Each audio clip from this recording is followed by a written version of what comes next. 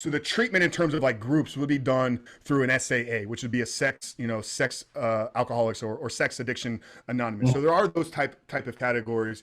The only problem and I'm a fan, like I'm not here to knock AA or any of those No, organizations no. because I think they've done more good for addiction community than any other organization. The Hmm. problem I have is that every day you need to raise your hand and identify yourself as an addict. A lot of our work is centered around an identity change, taking you from the person Hmm. that is struggling and equipping you with the tools to live a life without pornography. So I'm not a fan of you every day like having to raise your hand and say, I'm addicted to porn. I'm addicted to porn. Let's admit that Hmm. there's a problem, but the minute that we're committed to change, like let's put that past self behind Hmm. us and let's create a new identity for who you are. So there are those type of communities out there, and if that's what you're looking for, you Yeah.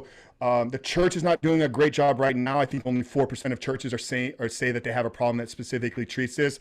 It's something that I'm passionate about, and we'll see in the future what we can do to help, the churches and whatnot with other programs and groups. But yeah, SAA would be the place to go if you're looking for just a type of community.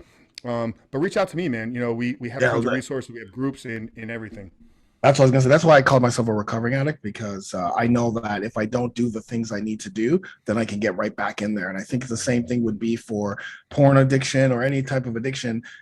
Yes, you're recovering, but you still need to work on your addiction every single day, or you can easily get back down to where you were before.